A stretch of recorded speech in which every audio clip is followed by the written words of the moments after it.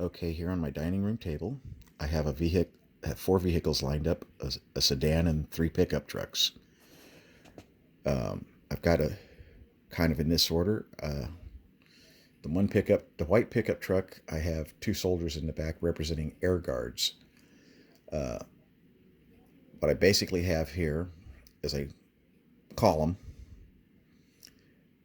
Vehicular manu- vehicular tactical maneuvering is done not much different than foot uh, your unmounted maneuvering. Here I've got the truck with the topper and the wheel on the top. In the back represents the maintenance element. The white truck with the two soldiers in the back represents the primary security element. The red truck with the hard top cover for the pickup bed represents a cargo hauler. The white sedan represents the scout unit. Now, this would probably be better done with something like a Jeep, a Toyota Land Cruiser, or similar four-wheel drive SUV type vehicle.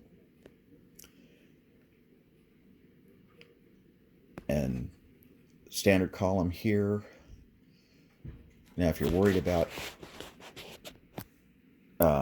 the opposition having air capability, what you want to do is stagger your column something like this. Now, if you come upon and you're on a road, and you come upon a situation where you're going to have to do a halt and a secure mean, you want a formation something like this called a herringbone, where the vehicles on one side move over to left at an angle, and the vehicles on the other, every other vehicle moves over to the right on the other side at an angle similar to this. And then your security people would get out of the vehicle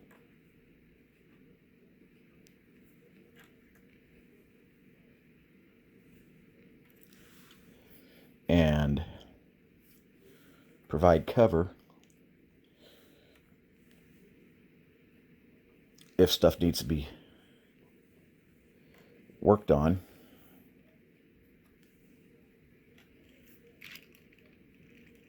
And you try to provide yourself with 360-degree coverage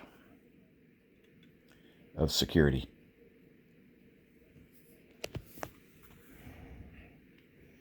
Similar to how I got the soldiers posted around the vehicles like that right now.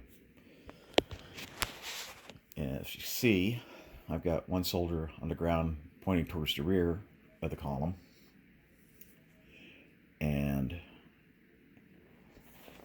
the three of the occupants of the front vehicle, I didn't have enough miniatures to put out to represent having the drivers do the same thing. But if just a short stop, you want to keep the drivers in the vehicles so in case you have to leave in a hurry, and you get all your security personnel back into the vehicles.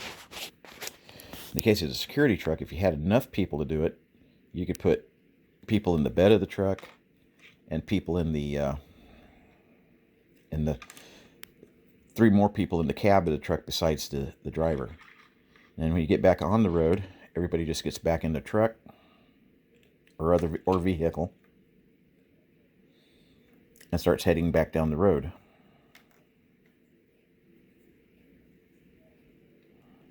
I know this is kind of a crude representation of what I'm talking about, but essentially,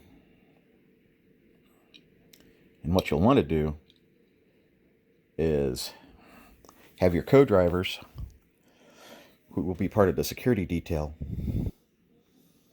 they would cover out their window. Your passenger side rear passenger would cover out their window, and the driver's side rear passenger would cover out that window.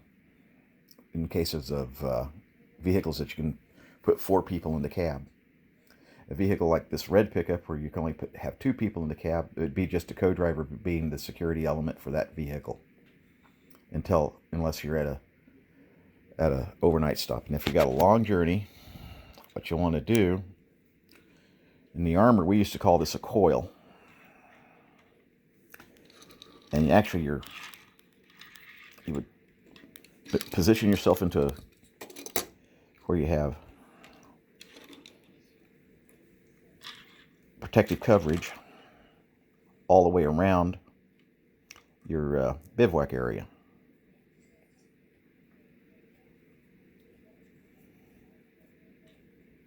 But you would set up. Sadly, you're going to probably have to use your vehicles as your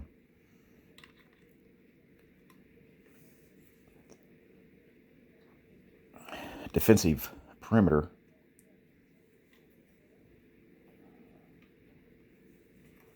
around the around your overnight encampment.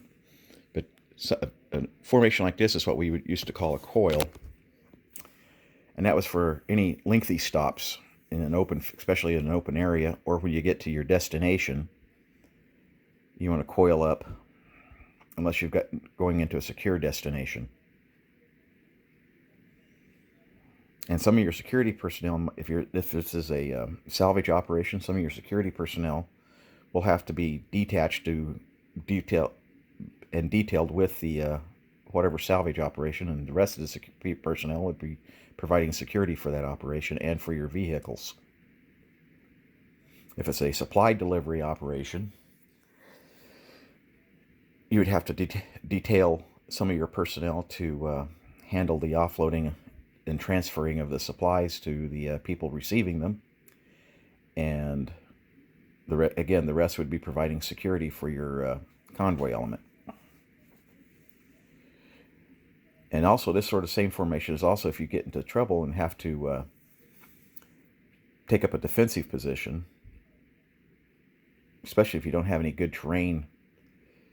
The trouble with motor vehicles being used as your protective cover, you have to deal with the fact that motor vehicles do have fuel, and the fuel is flammable and or explosive in the case of gasoline.